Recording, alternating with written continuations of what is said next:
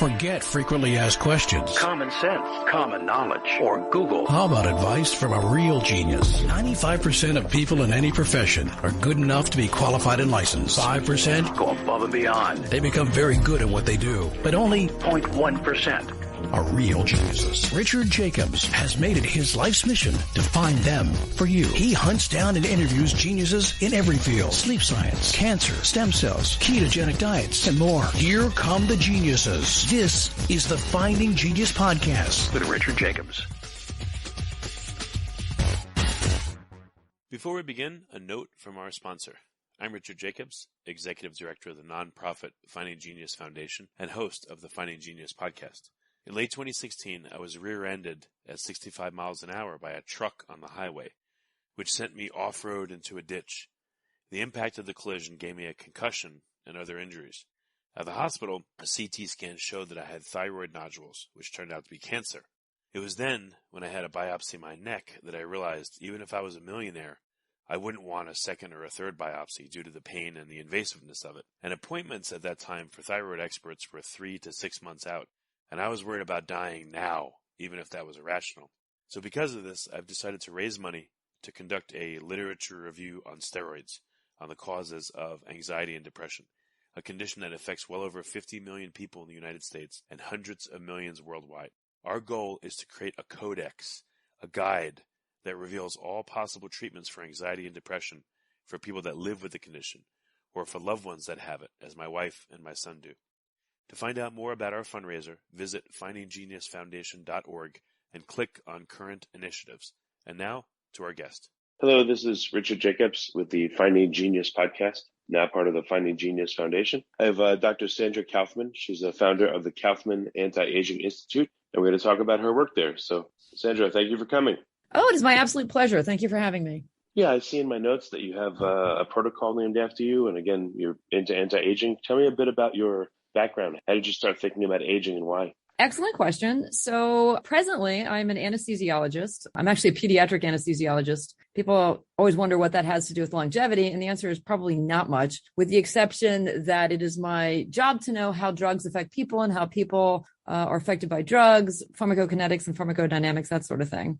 And I started getting interested in longevity as part of my own personal journey. I'm a bit of an athlete and adventurer. I'm a rock climber, I'm a mountain climber, and I decided when I was in my mid-40s that I really needed to do something to curb aging because my longevity on a mountain maybe wasn't going to go so well unless I figured this out. So I went back to my roots as a cell biologist, and I read and I read and I read, and I synthesized the information, and I decided that your cells age in 7 very specific categories.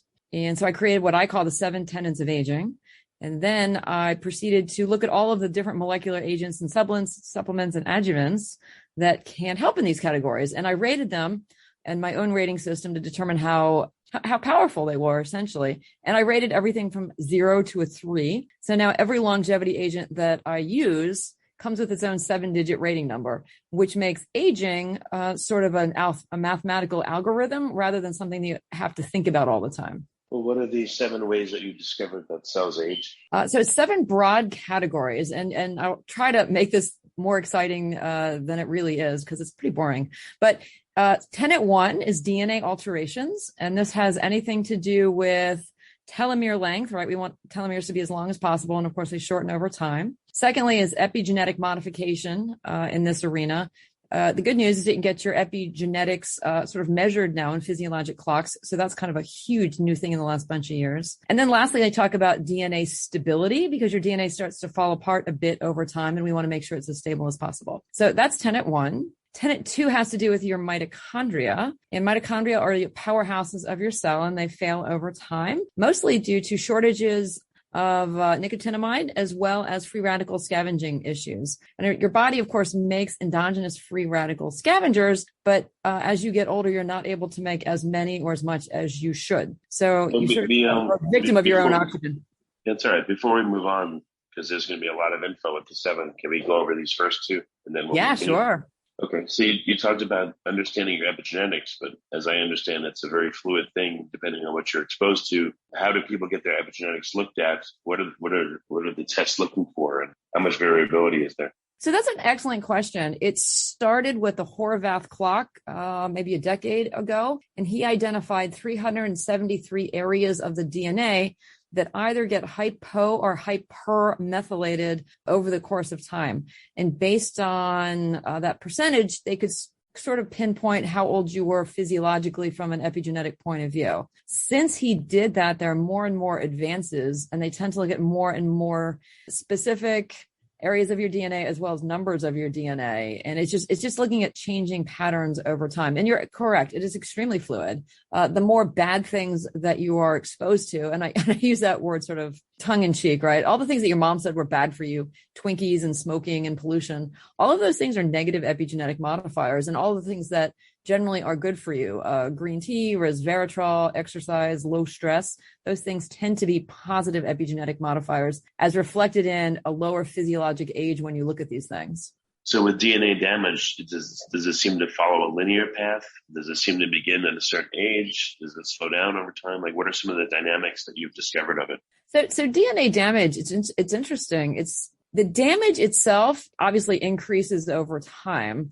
And if you look at any one particular cell, on average, you have 10 to the 5th DNA errors per cell per day. It could be a single strand break, a double strand break, a substitution. There are innumerable possibilities, but you have a ton of DNA damage. And the ways to deal with this is, number one, try to protect your DNA. We can talk about ways to do that. We want to decrease the damage by free radical scavenging, that sort of thing. And then we can actually increase the repair rates. You have 4 very specific DNA repair systems, and unfortunately, these fail over time. So as you get older, not only do you have more damage, you have less of an ability to repair this DNA. So I like to think about DNA in terms of sort of a multimodal, how am I going to fix it, or how am I going to protect it sort of thing. Okay, and then for mitochondria, which you said was mechanism 2, how many mitochondria on average do people have in their cells? Does anyone know? And what do you think is the reason that they have problems? So interestingly, mitochondria are extremely responsive to the energy needs of any one given cell. So lazy cells have few mitochondria and very busy cells have a ton. So like a muscle cell is very busy, probably has a couple thousand. Liver cells have a couple thousand. Red cells have none, which is sort of interesting. The most mitochondria are actually in oocytes. So there's actually 500,000 in a follicle before it breaks off to become a cell, to become a person. So it just reflects how much energy is required by any one given cell. The mitochondria, of course, uses oxygen. Unfortunately, oxygen gets free radicalized over the course of time. And this causes problems because it sort of destroys things. It causes lipid peroxidation. So the cell membrane gets damaged, causes mitochondria to fail, breaks up DNA, causes all sorts of issues.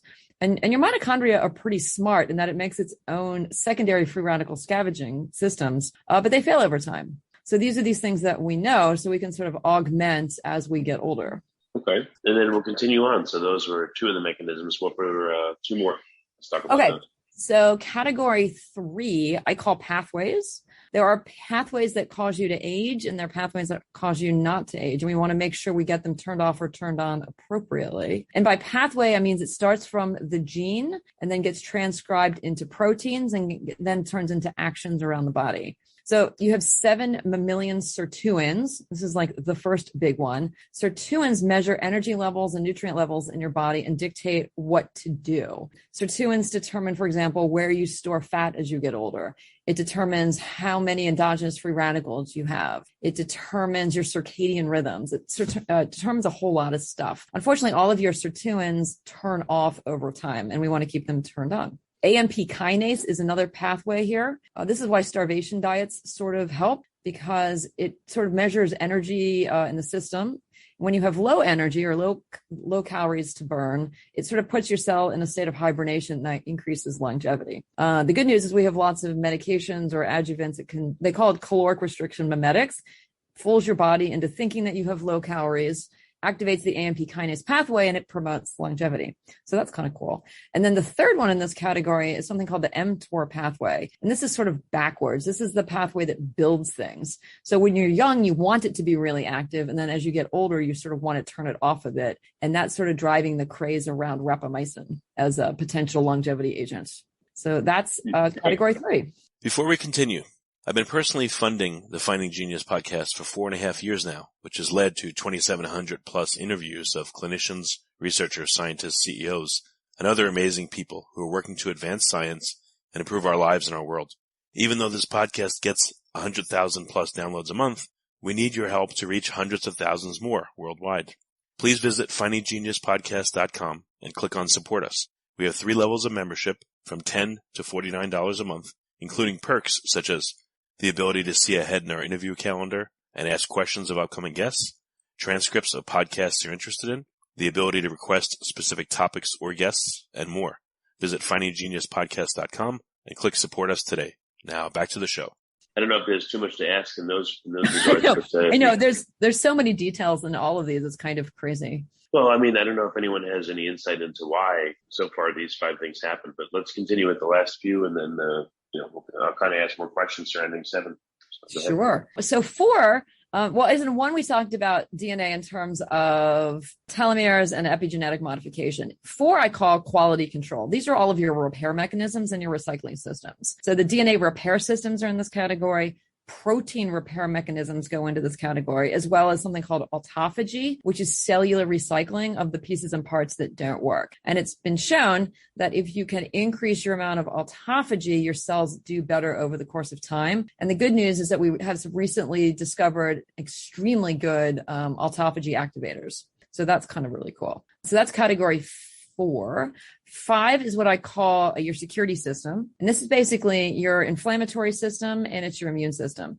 Because your immune system keeps you nice and safe and healthy when you're young. And as you get older, not only does it not work in terms of keeping you safe from infection, it also turns on you and you become systemically inflamed. So as we get older, one of the things we absolutely have to watch out for is lowering our inflammatory factors and then keeping our immune system intact so we don't get sick. And this is why a lot of the people that sort of fell to COVID because they were older and they had less ability to sort of block or to rev up their immune systems.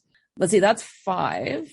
6 is a category that I call individual cell requirements, because the other categories, I like to pretend that all cells are the same, but in this category, they're clearly not. So in this category, I throw senescent cells, which are things we want to get rid of, stem cells that we clearly want to keep, and then the recognition that like a bone cell requires something different than a red cell versus a brain cell. So this is just a very specific to cell category. And then lastly, and then you can ask me whatever you want, I call it waste management. In this category, it's all the glycation issues. Everyone knows that glucose is not so great for you. And it sort of step by step, it sort of explains why glucose isn't so great for you. And then, of course, how to get rid of the glycation effects around your body. And then the other thing in this waste category is lipofuscin accumulation. As cells get older and they're stagnant, they accumulate this sort of pseudocellular gunk, and it prohibits cells from functioning as normally as they can. Anyway, so that's essentially, in a ridiculously more complex nutshell than you really wanted, why we age. What are some of the effects associated with aging, but why we age?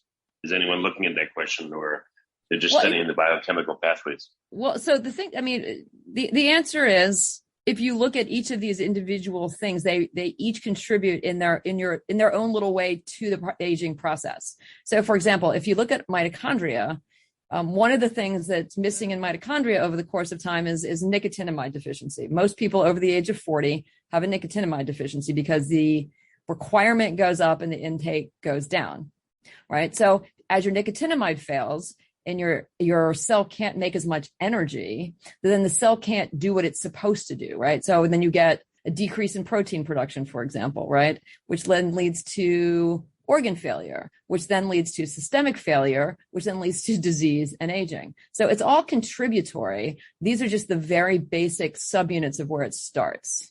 If you like this podcast, please click the link in the description to subscribe and review us on iTunes. Yeah, right. But why, for instance, would telomeres shorten? Why would mitochondria? That's all these things? What comes first in your mind that then disrupts the other things? No, it's pretty. Telomere shortening is extremely straightforward. Every time a cell divides, based on how the system does it, you lose a few base pairs. It's just the way that the mechanisms of the translational system work. And once upon a time, I mean, it's called the Hayflick limit, right? A cell can only divide so many times because each time it divides, it loses little chunks and then it stops. Very specific cells in your body have an enzyme called telomerase, and it sort of turns things around and increases the number of telomeres you have, but it's only in a few isolated cells. And people right now are working on ways to increase that enzyme to reverse the loss. The other reason that telomeres get shorter is inflammatory issues. We know that inflammation causes the DNA damage, which decreases telomere length. You just know that it happens over the course of time. We know that epigenetics happens over the course of time because we're exposed to negative environments for, 50, 60, 70 years. So if you boil everything down to the cell, you can sort of trace what happens in the long run. Well, I just wonder again, what comes first? What comes next? What comes next? Is there an order of these 7 that you've discerned, or do they I just think all come at once and increase in intensity? Yeah, no, I think they all do come at once. I separate them so that they're easy to understand or easier to understand. But in essence, they're all interrelated. So, for example, let's focusing on your mitochondria. Sirtuin number 3 is in your mitochondria. Okay, so let's say your mitochondria isn't making a whole lot of energy, so the sirtuins don't get activated. So then that mitochondria then can't do other things that it's supposed to do. Right? Nicotine, it's all very interrelated. Nicotinamide is a necessary cofactor for your sirtuins, right? Otherwise, they don't work. So when you are short of nicotinamide, your sirtuins don't work, your mitochondria doesn't work, your cell goes into a tailspin because it doesn't have any energy and it has no backup reserve to fix it. So then it shuts down that mitochondria and tries to make a new one, which it may or may not have to do because of the course of time, you're also suffering from like micronutrient deficiency. So it's all extremely interrelated. And if you were to draw a picture between all of these things, it would look like a psycho Venn diagram with millions of arrows going in millions of directions. But for instance, in that case, I mean, people may be deficient in micronutrients at various ages. But why does it seem like when they're older, then it's a problem? They're aging maybe faster, and now they're aging. But when they're younger, I mean, do we see that? Do you know if this is the reason that anyone will age at any age and age faster than they normally will age, or does it only affect older people? And if so, why? So what's interesting is there are diseases where people prematurely age, and we have broken down those systems to figure it out, right? There's some progeria diseases where people that are, 8, 9, 10, they look like they're 90. And those suffer from DNA repair mechanism deficiencies, right? They have the same number of DNA errors. They can't fix them. So they age exponentially, right? The other thing to look at is like diabetes. Over the course of time, glucose affects you negatively. And we all live on glucose because we have to. They just have higher glucose levels. So over the course of time, they become glycated just much more quickly than all of us. So they're going to have nerve damage, brain issues, kidney failure, all of that sort of thing. It just happens more quickly in them. But if you sort of scroll back, we're going to have the same, or non-diabetics are going to have the same diabetic issues. It's just going to be 40 years later because glucose continues to build up over time unless you do things to eradicate it. So is anti-aging essentially better self-care using these 7 items that you've discovered? How would you encapsulate it? So the answer is sort of, right? You want to figure out who you are, which categories are worse for you than anything else, right? If you're completely healthy, you want to address all of the 7 categories. If you have one problem that's more specific than another. So for example, a lot of women have a lot of inflammatory issues. So we aim toward therapies that sort of help that over anything else. But if you truly want to decelerate age as much as possible, and I'm not saying you can reverse it, but if you want to decelerate it as much as possible, you want to address each of these issues as completely as you can. Why would someone be able to, I understand how you get decelerated, but why couldn't it be reversed or even halted?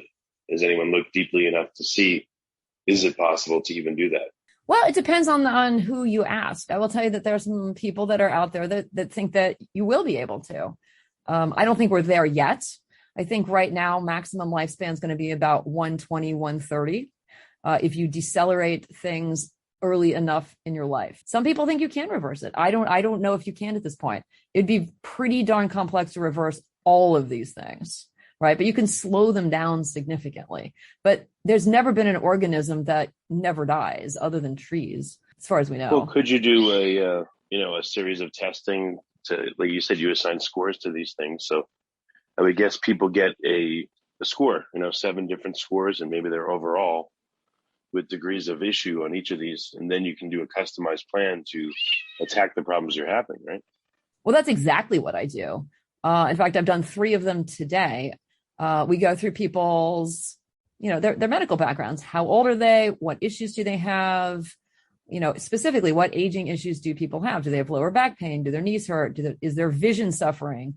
What medical problems do they have? What medications do they have? What family history? A family history is a reflection of what may or may not happen down the road to them, right? If it's in their genetic code. So I do this by the number system. I design systems to decelerate their aging and disease process as much as possible. And sometimes it's not even aging necessarily. It's just deferring the onset of disease. So what are some experiences that clients have had? I know no names or anything, but what are some case studies maybe? Oh my gosh. What's interesting is I don't actually have a real clinic. People find me sort of by default listening to podcasts, following my protocol. And I get probably 2 or 3 amazing emails a week. I want to say the last one was a 70-some-year-old guy who, was close to death. He had gotten COVID and a variety of other things. He was in hospice. I mean, they thought he was going to die. And he started my protocol, and within 2 months was back at the gym. And then like a month later, he's like starting to run marathons. So it's just true. I mean, I've never met the man, but I hear these stories and they're just unbelievable. I've had people lose, 20, 30, 40 pounds. I've had people go from being wheelchair bound from aches and pains to being extremely active members of society. The stories are just phenomenal. So what are some of the key reasons why people are having such success? Have you been able to identify, again, one of the 7 mechanisms, or is it that you're taking care of all 7? Or how does this work?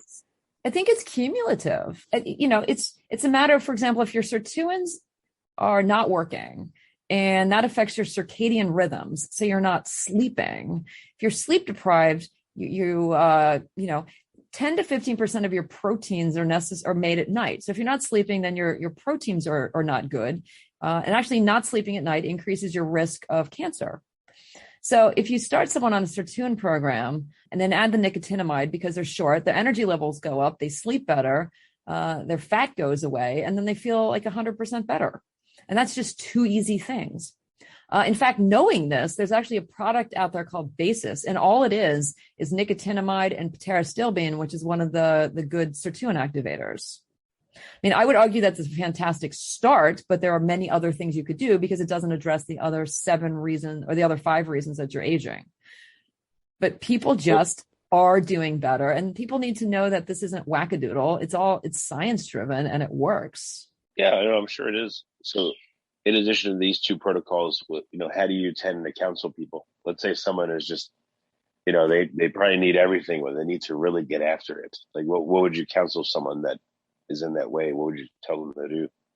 Well, so the first thing they need to do is figure out how committed they want to be, right? This is not a magic wand. This takes commitment, and it takes time, and it takes, a bit of money too. This stuff isn't free. They really have to sit down and figure out what they want to fix, how aggressively they're going to fix it. People can either figure it out on their own. My first book, it's sort of algorithm based. So people really do a darn good job of figuring out how to do it, or they can reach out to me. I answer all emails myself, and I help people figure out their programs. I don't make a dime out of any of it. I mean, if someone has a really complex history and it's going to take me a boatload of time, I may charge them a little something. But generally speaking, I try to help people along because it's just better for society, right? If I can make people feel better and do better, then we all win. Okay, well, very good. Sandra, what's the best way for people to find out about your protocol? Where can they go? So I'm not very creative in terms of advertising. So my website is called kaufmanprotocol.com. My book is called The Kauffman Protocol. Book 2 is 95% done. It is being illustrated at the moment. So hopefully that'll be out by Christmas. First book tells you sort of more details about why you age and then the top 15 agents at that time.